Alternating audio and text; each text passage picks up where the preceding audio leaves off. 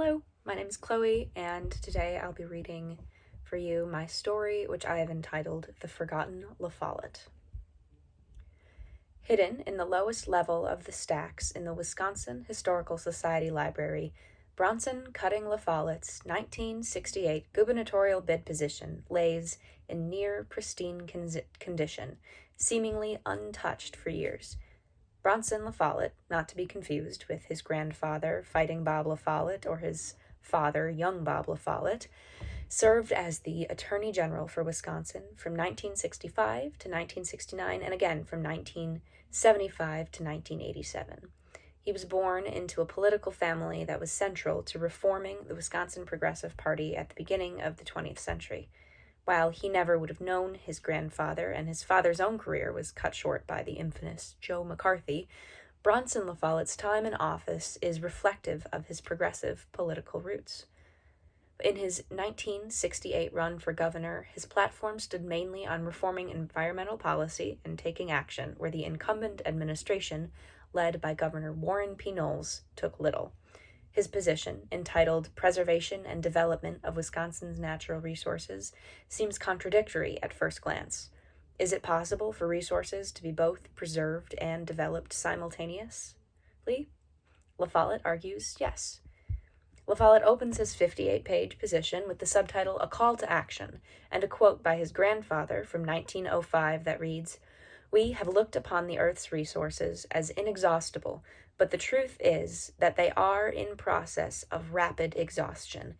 We have acted like tenants at sufferance of a farm, skinning apparent thought that the earth is given in trust only to the living, that the man or generation that robs posterity is the most reprehensible of robbers, and that the next corner will be our own children."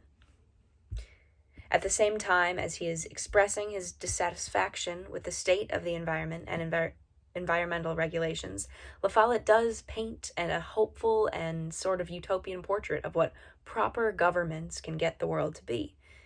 The bulk of La Follette's position centered on curbing water and air pollution. He pledged to stop the serious and deadly buildup of DDT in Wisconsin state waters, that's a quote, alongside a plethora of other synthetic chemicals that had begun to harm wildlife in the state. The rest of his argument concerns investment in the state's recreation and tourism industries, with special attention paid to things like billboards and auto junkyards along side highways. By showcasing the ways in which environmental protections can have a positive impact on development, he proves that it is economically beneficial to the state. La Follette's main audience for writing this was the voters in the 1968 gubernatorial election for Wisconsin.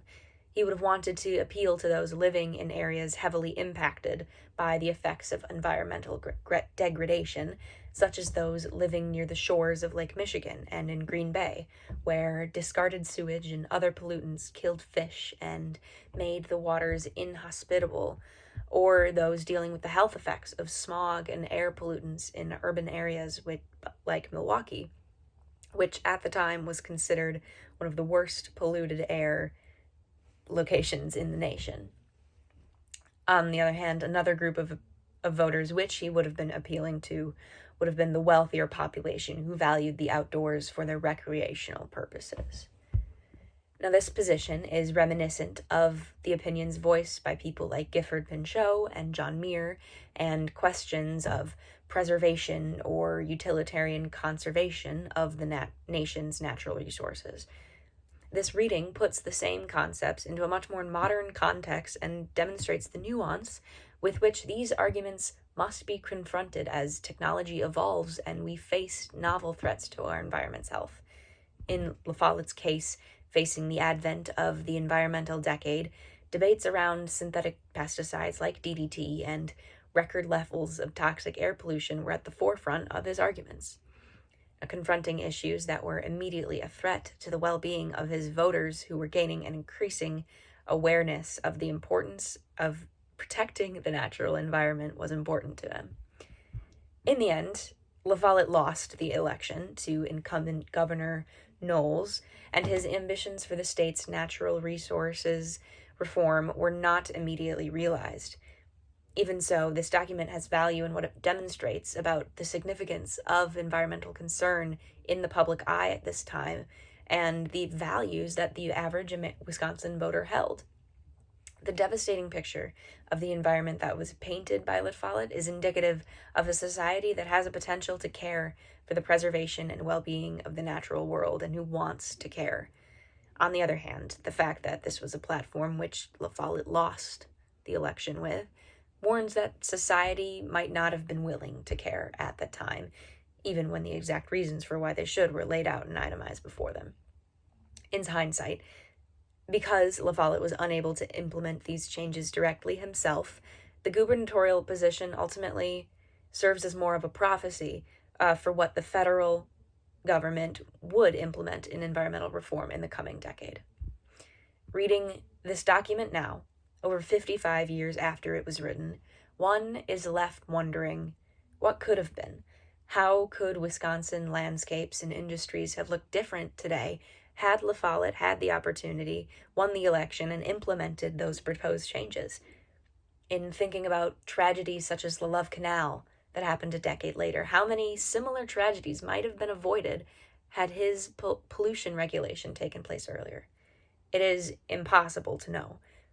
It is demonstrated, though, that care and change from a nation's political leaders is possible by the fact that it resonates with a reader so deeply even half a century later.